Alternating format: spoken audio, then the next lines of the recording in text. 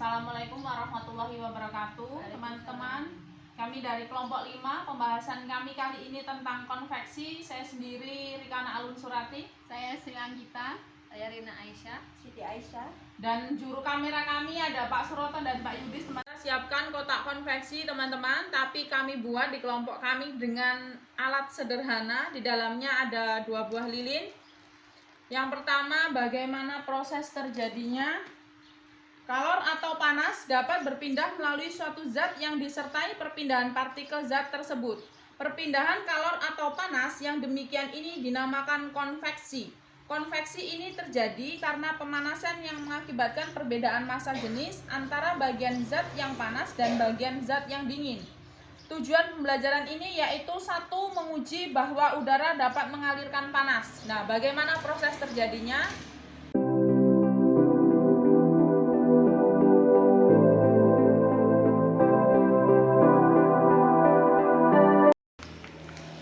Saat lilin belum dihidupkan, lihat asap dari obat nyamuk ini tidak ada yang masuk sebelahnya. Nah, di sini pun tidak ada yang masuk, teman-teman. Asapnya tetap keluar. Lalu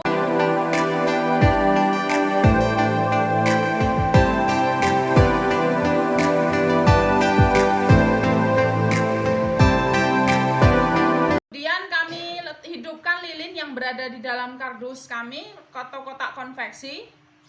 Kami hidupkan.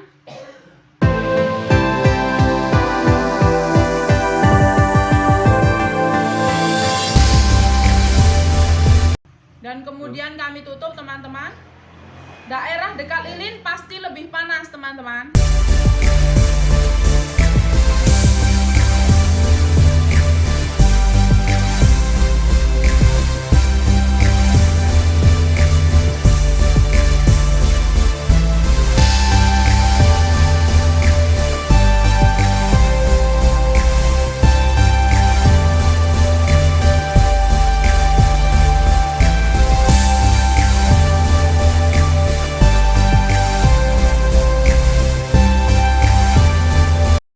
Dekat lilin pasti lebih panas, teman-teman. Kemudian kita dekatkan lagi pada udara yang panas.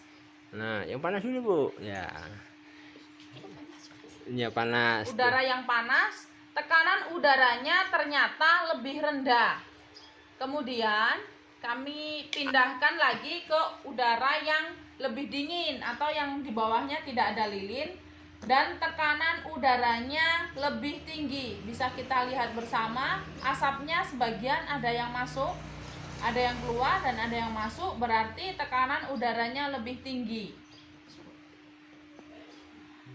Dapat disimpulkan bahwa angin atau udara mengalir dari tekanan yang tinggi ke yang tekanan lebih rendah atau tempat yang bersuhu lebih dingin ke tempat yang bersuhu lebih panas. Menolak dia ya. Iya. Iki menolak, iki dia masuk. Iya. Dia masuk. Itu pemuaian zat cair. Zat cair dapat memuai bila dipanaskan. Pemuaian zat cair ini sering juga dikatakan sebagai pemuaian volume. Tujuan dari praktik kami yaitu menguji bahwa zat cair atau air jika dipanasi akan memuai. Alat dan bahannya: 1 botol minuman bekas, kemudian pewarna secukupnya. Kami ada 1 botol pewarna berwarna biru, kemudian sedotan minuman, kemudian panci yang berisi air, dan termometer 1 buah. Nah, kami campurkan air murni, kemudian dicampur dengan pewarna.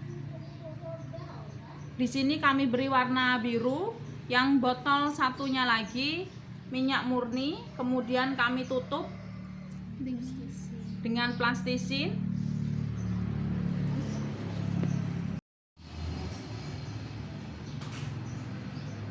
Kita ukur suhu air dingin sebelum dimasukkan ke dalam panci air panas. Dan suhunya 27 derajat 27 derajat Celcius, teman-teman.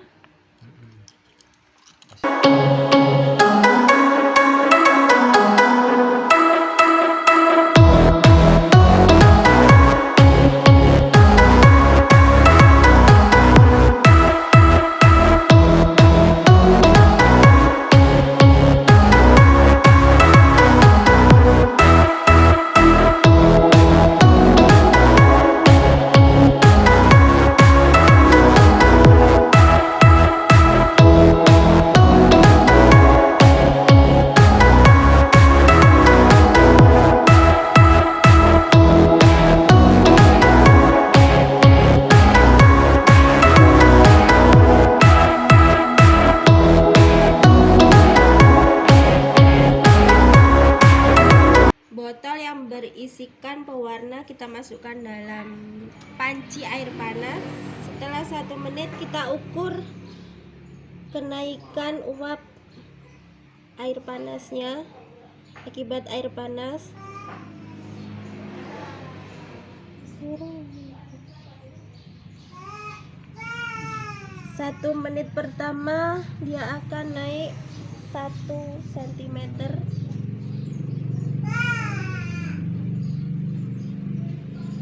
1 menit kedua 2,5 cm.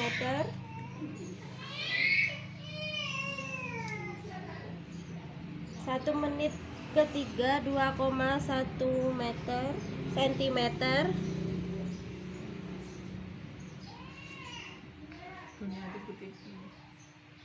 1 menit keempat 1,5 cm.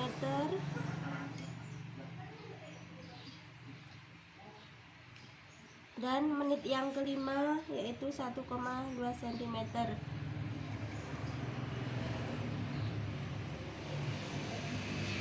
Pemuaian zat pada minyak yaitu menit pertama tingginya 1,5 cm.